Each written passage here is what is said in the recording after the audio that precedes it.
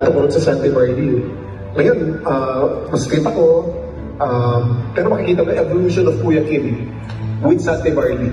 And now that the company has grown so much and has become so successful, to still be part of the company at this point, ang attachment emotional eh. So I become friends with the owners, I become friends with a lot of the people involved in the company, running the company, with the distributors, and finding out when you Google my name and you search images, most of the images that come out are me and distributors using my image for Sante Barley over a span of years.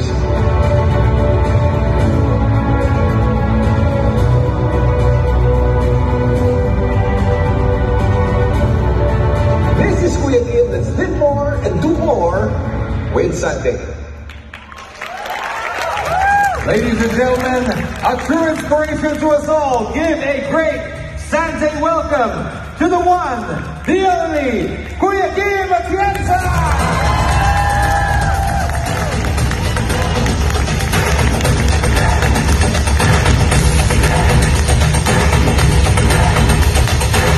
I just wanted to say before you start, you inspired my fitness journey, Kuya Kim.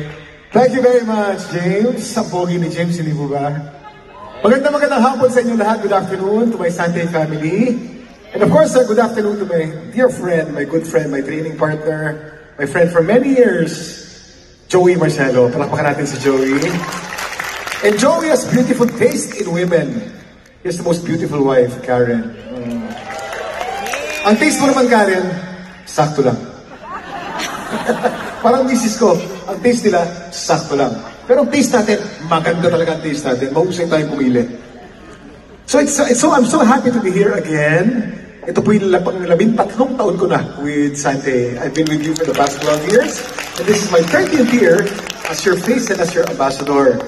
At nakakatuwa nga eh, people who don't know me, people from abroad, I tell them, you can Google my name. Ang lumalabas, Sante. Kung i-google nyo si Kuya Kim, palagi may hawak na Sante. You go to your Facebook, i-search nyo, Kuya Kim, ang lalabas Sante. Lahat na lang sa internet, Kuya Kim and Sante. This is because I've been with you for so many years, more than a decade already, and I lived a life that you aspire for, and Sante has helped me in so many ways. Masyado na ako nakadikit sa Sante, fine-fake na tayo ngayon. I had to post something the other day to say that I'm not associated with that company in any way, kasi kinuha yung litrato natin sa Sante, nilagyan ng ibang brand, at pinalalabas na yun daw ang ina-endorse natin. And what's even worse, it's actually a scam. Pag ikaw ay umorder dun sa website na yon, walang darating, kukunin lang ang pera mo. At may nakakwentuhan ako, Joey, isa pang fake, iba pang brand. Marami palang fake na Sante at maraming fake na Kuya Kim endorsing whatever brand. Ang dumating, Arena. So, napakarami na. Sabi nga nila, pag ang puno ay talagang hitik na hitik sa bunga, pareho ng Sante family, tayo ay binabato. At habang tayo lumalaki pa, at habang tayo nagiging mas successful pa, mas lalo pa tayong babatuhin. But what makes Sante different from all the other barley brands? We walk the talk. Kung ano man ang sinasabi natin, ating ginagawa. Simulan natin kay Joey. Si Joey, ang produkto niya, Sante Barley. Ang Sante Barley, nakapagpapalusog. Ang lifestyle ni Joey, malusog talaga. He's done so many full Ironmans. And look at him, talaga namang napaka-fit, napaka-husay, napaka-galing. So we have to walk the talk. Kung ano ang binibenta natin, we are the best testimony to all our customers. The healthier we are, and then the more they'll be convinced that Sante is good for us. We make no false claims, unlike other brands. Other brands will say that it's a cure for cancer. Other brands will say that it's a cure for so many diseases. Sante is preventive.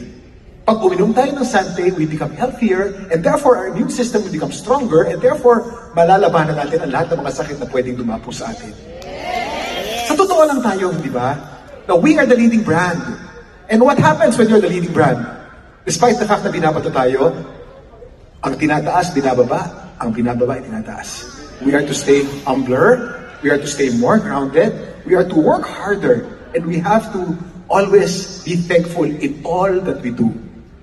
Wala nang masisikat pa sa Sante. And it's all because of you, because of all your hard work. At habang sumisikat pa tayo, dapat mas lalo pa tayo nagiging mapagkumbaba. Hindi tayo magyayabang, hindi tayo mga away. Mas magbebenta tayo na magbebenta. So let us be salt and light to all those that we encounter. Let us be salt and light to all that we talk to it. Lahat na makakasama natin. This is the best way to impart the Sunday way of life. Walk the talk, be salt and light. Again, maraming salamat. It's my 13th year already. Ang 13th swerte. I don't believe in swerte at malas eh. Ang minamalas yung tamad. Pag naniwala ka sa malas, malas ka. Ang 13 for me is a very blessed number. And I know that this 13th year of mine in Sunday will be more successful. Mas magiging magaling tayo, mas magiging mahusay tayo, mas makakabenta tayo, mas marami. Mas lalayo pa tayo sa pagiging number 1 natin. Maraming salamat, Joey. Maraming salamat sa ating board of directors. Ilan po na kayong kasama. Maraming salamat sa aking Sunday family. And here's looking at 13 years more. Magkita-kita tayo ulit sa isang taon. At sa 26th year, 26th anniversary natin. Maraming salamat. Magandang hapon sa inyo lahat. Thank you. Salamat po, Kuya Kim. Could we just ask you to stay on stage for just a little while?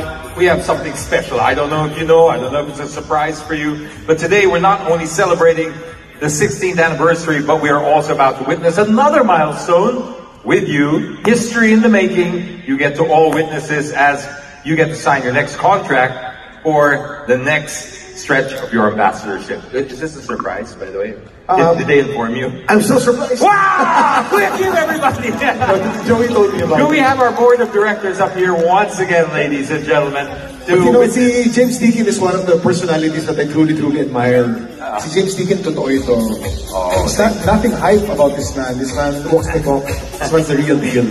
Thank you, Kuya Kim. I did mean it when I said that, you know, your videos about your fitness journey ever since you got ill has really inspired me.